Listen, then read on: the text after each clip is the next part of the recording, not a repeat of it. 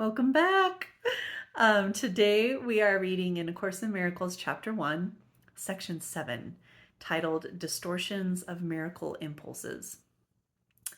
Your distorted perceptions produce a dense cover over miracle impulses, making it hard for them to reach your own awareness.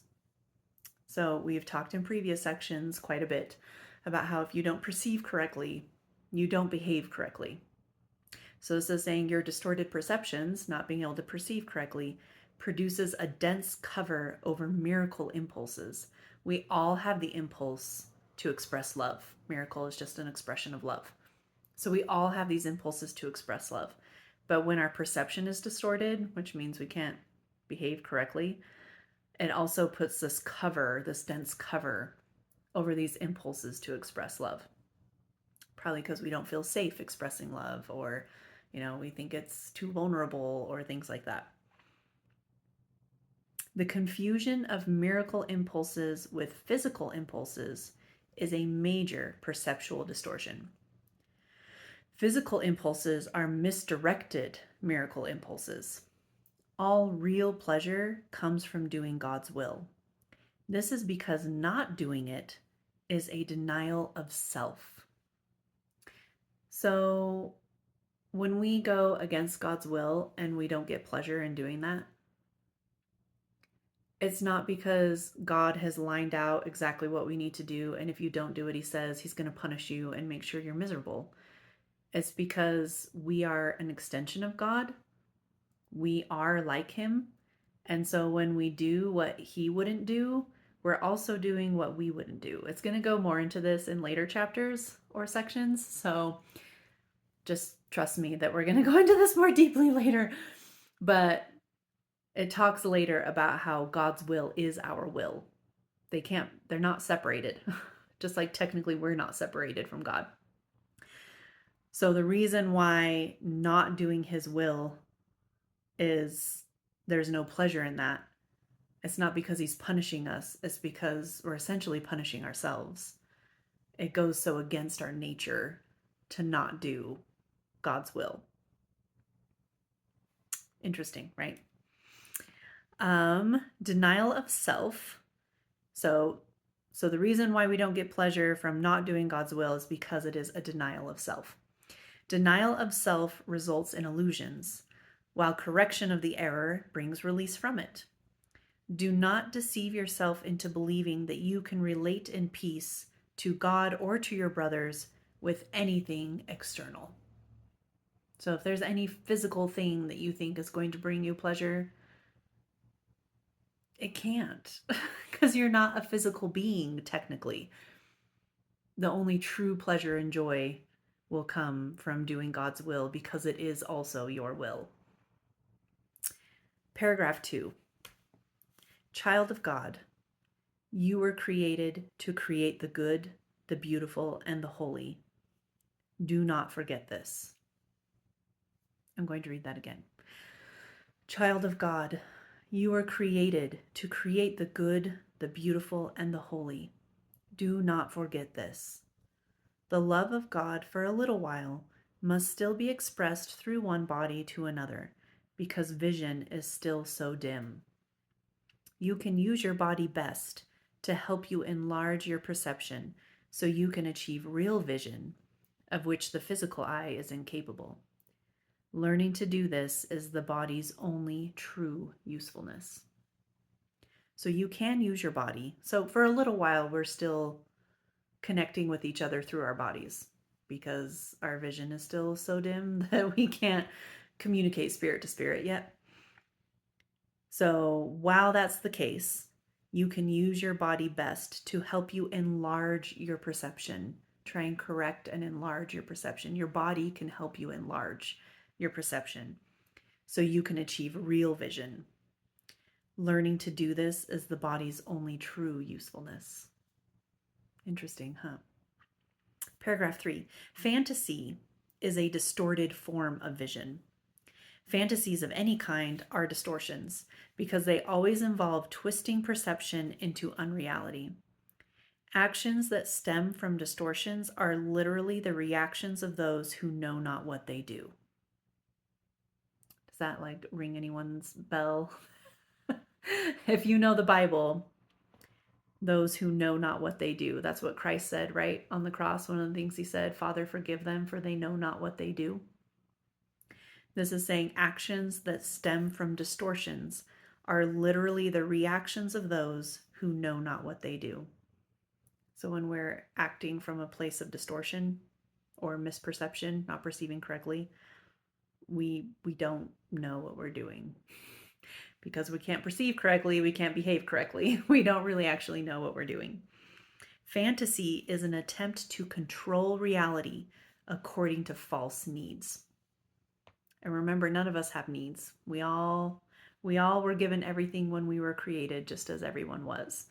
That was not in the last section. I believe it was in section 5. So fantasy is an attempt to control reality according to false needs. Twist reality in any way, and you are perceiving destructively. Fantasies are a means of making false associations and attempting to attain pleasure from them. But although you can perceive false associations, you can never make them real except to yourself. So if you remember in our previous section, it talked about how we can't control fear because we believe in what we made. We believe in it so powerfully, just like God has perfect faith in what he made, what he created, which is us. So he has complete faith in us. And we have the same ability, except that we're not creating the way God creates. We're making things, basically making things up. But we believe in them. We have so much faith in them that we make it real. So this is saying, although you can perceive false associations, you can never make them real except to yourself. You believe in what you make. If you offer miracles, you will be equally strong in your belief in them. The strength of your conviction will then sustain the belief of the miracle receiver. So when you offer miracles, you believe in them, and your belief can help sustain the faith of the miracle receiver. Fantasies become totally unnecessary as the wholly satisfying nature of reality becomes apparent to both giver and receiver. I love this one so much. Fantasies become totally unnecessary. You don't need to try and control reality according to your imaginary needs. It becomes totally unnecessary as the wholly or completely satisfying nature of reality becomes apparent to both giver and receiver. When you actually accept your reality and see that it is exactly what you want and what you need, it's completely satisfying to you. Would that we could all get there soon, right? Reality is lost, quote unquote, lost through usurpation, which produces tyranny. As long as a single, quote unquote, slave remains to walk the earth, your release is not complete. Complete restoration of the sonship, or the family of God, is the only goal of the miracle-minded. I'm just going to read that a little bit again. As long as a single slave remains to walk the earth, your release is not complete. Complete restoration of the sonship is the only goal of the miracle-minded.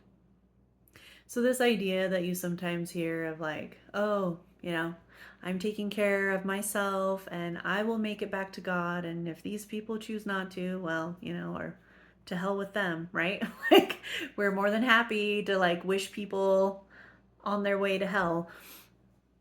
And this is saying that as long as a single slave of illusions walks the earth, your release is not complete.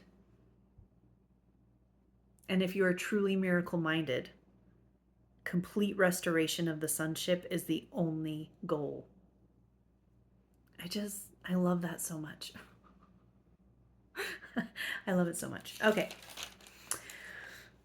Paragraph 4. This is a course in mind training. All learning involves attention and study at some level. Some of the later parts of the course rest too heavily on these earlier sections not to require their careful study. As you've heard me say so many times now, right? Like, oh, it'll go more into this later. So some of the later parts of the course rest too heavily on these earlier sections not to require their careful study. You will also need them for preparation. Without this, you may become much too fearful of what is to come to make constructive use of it. However, as you study these earlier sections, you will begin to see some of the implications that will be amplified later on. So, like we talked about, sorry, where is it? In section 5, the very last paragraph, 6, it talks about how nothing is less stable than an upside down orientation. But when you give up your upside down orientation, the equilibrium is temporarily experienced as unstable. So when you get these total mind shifts from everything you've kind of learned and believed before now, it feels unstable. So this is basically saying you need this milk, the milk before the meat. You need this to prepare you because some of these ideas are going to be amplified later on. And if you just skip to those, it may feel more fearful than helpful. So, paragraph 5, a solid foundation is necessary because of the confusion between fear and awe, to which I have already referred, and which is often made. I have said that awe is inappropriate in connection with the sons of God, because you should not experience awe in the presence of your equals. However, it was also emphasized that awe is proper in the presence of your Creator. I have been careful to clarify my role in the atonement without either over or understating it. This is Christ speaking. So he has been careful to clarify his role in the atonement without either over or understating it. I am also trying to do the same with yours, with your role in the atonement. I have stressed that awe is not an appropriate reaction to me because of our inherent equality. Some of the later steps in this course, however, involve a more direct approach to God himself. It would be unwise to start on these steps without careful preparation, or awe will be confused with fear, and the experience will be more traumatic than beatific.